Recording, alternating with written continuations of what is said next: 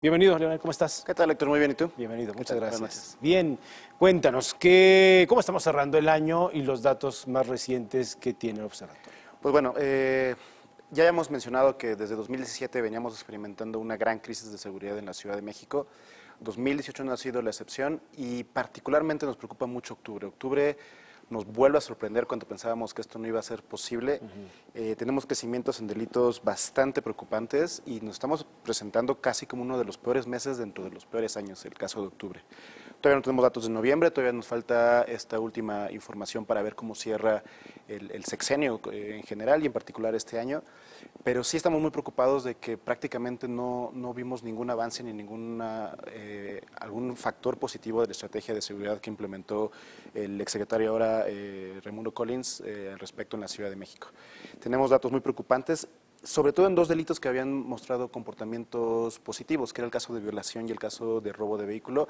Por primera vez vemos que también estos delitos están creciendo. Normalmente teníamos uno o dos ejemplos de buenas noticias. En esta ocasión, con respecto al mes anterior y con respecto al mismo octubre del año pasado, solamente el delito de extorsión disminuyó. Todos los demás delitos presentan crecimientos de por lo menos el 15%. Esto en la Ciudad de México. Esto en la Ciudad de México. Correcto. La nueva jefa de gobierno presenta y tiene retos muy importantes. Es importantísimo que tengamos un cambio de estrategia, que se entienda diferente el paradigma de seguridad que actual. No tenemos por qué seguir replicando el modelo de crecimiento y de detenciones como única estrategia para lograr disminuir los delitos, sino transitar a una cuestión más de inteligencia y de investigación. Necesitamos entender por qué están sucediendo los delitos, en dónde están sucediendo, cuáles son sus características y no pretender que solamente con detenciones van a disminuir. Esta es la última parte del proceso y de todo el camino que deben de seguir las policías y no lo hemos visto.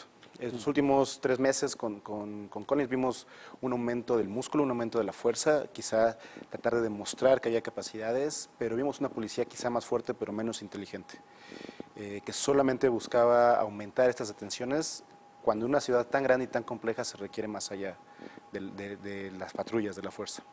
Inteligencia, coordinación. Ahora, viene una etapa interesante con la nueva administración federal, en donde el propio López Obrador, el presidente ahora constitucional de nuestro país, ha mencionado que pues estaría aumentando o ordenando el aumento de fuerza militar incluso en algunas partes.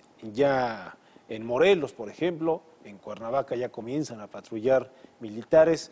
No es descartable que en la Ciudad de México podamos ver esto próximamente, independientemente de que vaya avanzando el tema legal para la Guardia Nacional, ¿cierto? Sí, es preocupante, la verdad, nos estamos alejando del camino que deberíamos de tomar. No hay ejemplos exitosos sobre que la fuerza militar haya resuelto problemas de seguridad ciudadana, de seguridad pública, como son los asaltos del día a día, los robos con violencia, los homicidios que no tienen que ver con crimen organizado y con ajustes de cuentas.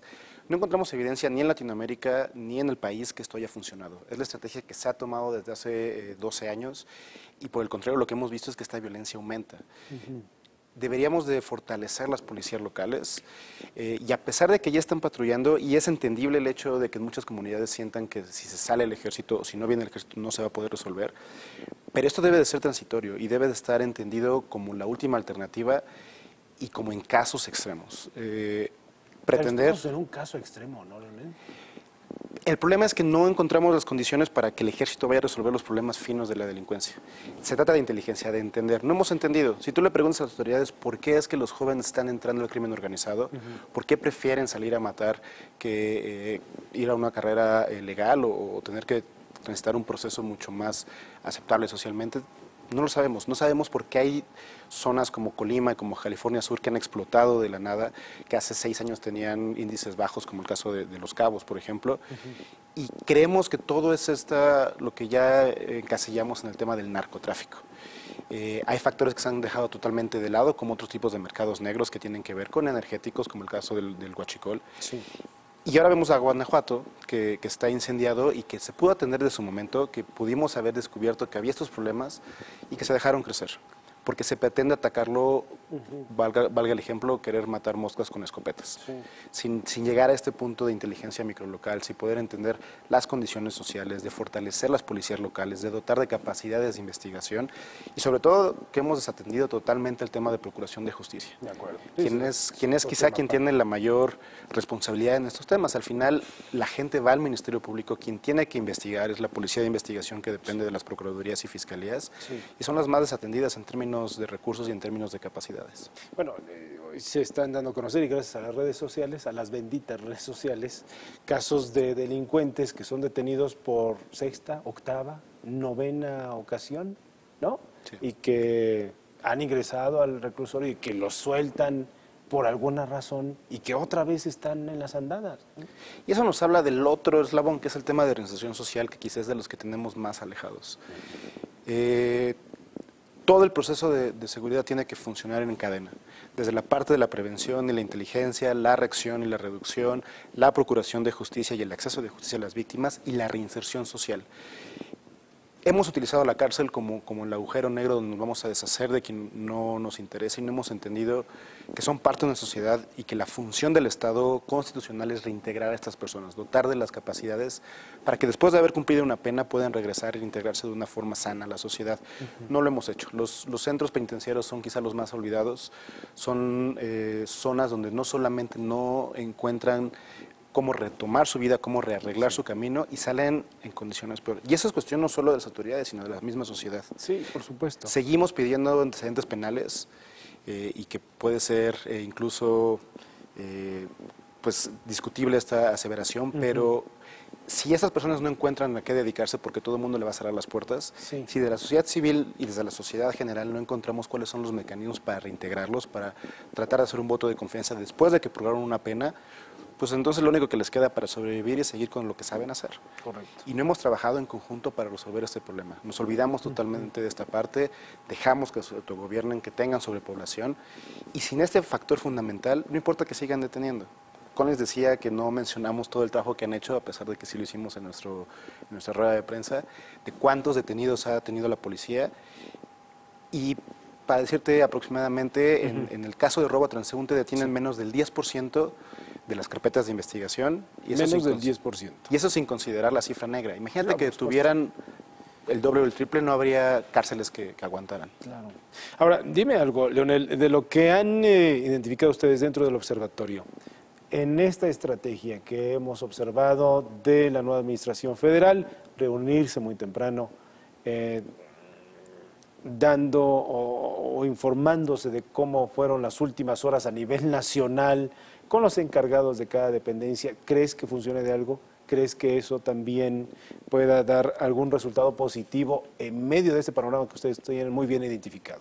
Mira, primero reconocemos que hay una intención de tomar como prioritario y es importante que sea un tema que no se quede debajo de la carpeta. Sin embargo, reuniones diarias con la información existente y sobre todo con la capacidad de generar información de zonas no urbanas, del 80% de los municipios del país con las condiciones que existen, es prácticamente imposible que exista información fresca, actualizada y útil día a día.